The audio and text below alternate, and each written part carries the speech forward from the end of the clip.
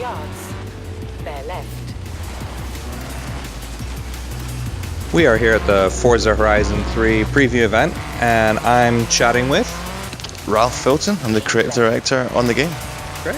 So, what are we taking a look at here? We're flying through the, well, I wouldn't say Australian outback, but we're flying through Australia in what looks like a dune buggy. It does, yeah. So we're currently in Byron Bay, which is probably at the southernmost tip of the world that we've created, and we're in an aerial nomad. So it's one of the new vehicles in Forza Horizon 3. It's actually part of an entirely new vehicle class in Forza Horizon 3. So we don't actually get.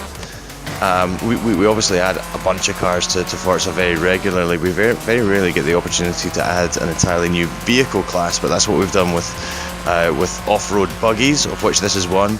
The Aerial Nomad is from the people that brought you the Aerial Atom. If you're familiar with that kind of extreme track toy, I guess you'd maybe call it. This is their off-road vehicle, and it kind of has all the stuff that the Nomad, the Atom has. Sorry, but some pretty incredible suspension. It's an amazingly capable off-road buggy.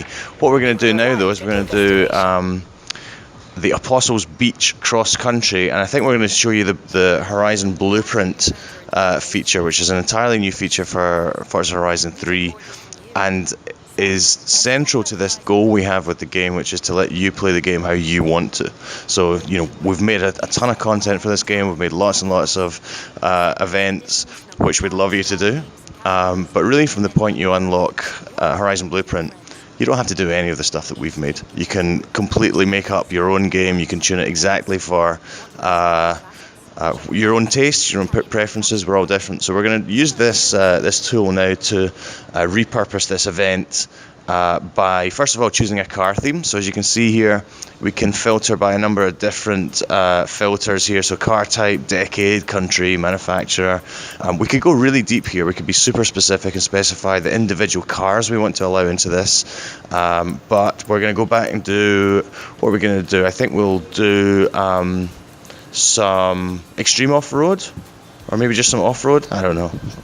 So when you talk about mixing cars, does that mean you can even mix car types? So if you wanted to have off-road trucks versus Lamborghini, and normally you wouldn't obviously race those in a preset race, but is that open in Blueprint? 100%, yeah, you can do anything you want. We could have Minis versus Hummers if we so desired. And I think the great thing about this is it's another creativity tool that we're creating for the Forza community, which is legendarily creative. If you see the photographs they take, the videos they make, the liveries they create, this is just another way for them to express themselves. I kind of believe we're going to see amazing stuff throughout this through this feature that we hadn't even considered. Like you say, like crazy car combinations. I think people will make their own games using this. And we're going to go ahead and do this in the Lamborghini Urus. Nice. One quick question. Obviously, we're showing off, so we rode out here in an off-road vehicle. What things did you guys learn from the off-road in the Forza Horizon 2 Storm Island expansion pack that you brought into Forza Horizon 3? That was the first time we really saw a lot of the off-road vehicles coming into Horizon. That's so true, and I think there's been a progression there from Horizon 2 through Storm Island into Horizon 3. Certainly, a lot of the work we've done on vehicle dynamics in this game have been around suspension modeling, have been around tire compounds. We want to make sure that all the vehicles, all the tires in the game are sophisticated enough to deal with all the different surfaces we're going to be interacting with in kind of an authentic way. So you can't really expect to take that supercar and take it off the road where it's going to perform brilliantly and into a race like this, for example, where it's probably going to have a great deal of difficulty. You'll want to be taking something that's all-wheel drive, something that's specifically for off-roading experiences. That the buggy that we were driving earlier would be ideal for this. And equally, you won't find those buggies performing particularly brilliantly in a quarter-mile drag, right? So it's the right tool for the job. We have more than 350 cars in the game. We have an incredible diversity of driving experiences and types of terrain within the game.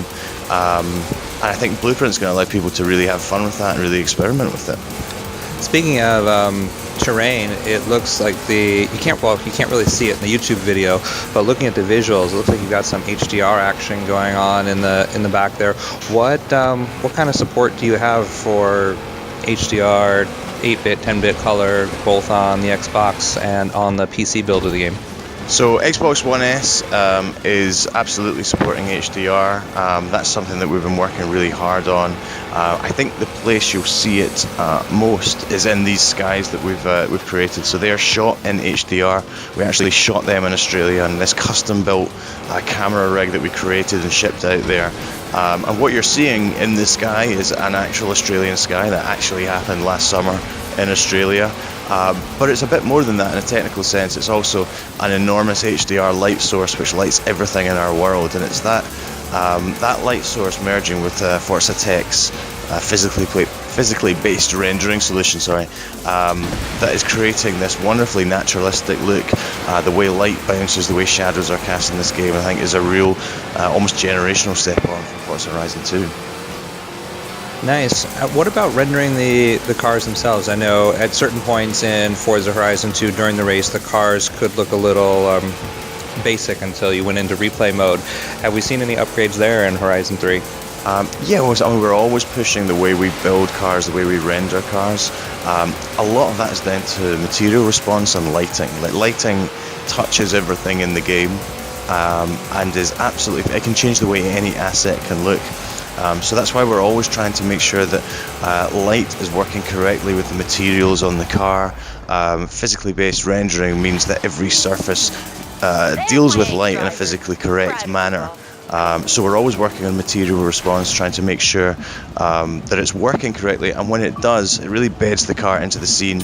They all share the same lighting. We're getting bounce light off the surface of the ground onto the cars, which shares colour and spreads colour and makes the cars just look that bit more realistic, more grounded in the world. And talk about exploring the world. Do you mind if we hop real quick into drone mode and you can talk a little bit about that and what that brings to Horizon 3? Yeah, absolutely. My first question is, have you unlocked it? Yes. You have, excellent. Right, then we will do that immediately after we get out of this race. Drone mode is a fantastic addition to the game. I've seen people getting really excited about it since we first started talking about it, and we just actually showed it for the first time last week.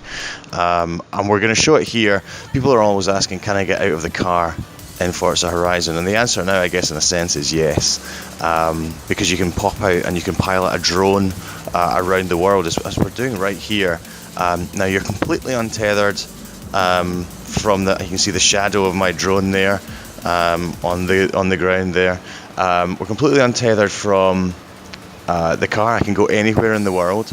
It's going to be a massive boon, I think, for the lots of people who create amazing videos of Horizon and put them online. It's also useful as a tool in the solo game. I use it to discover barn finds, for example. But isn't that a bit cheating?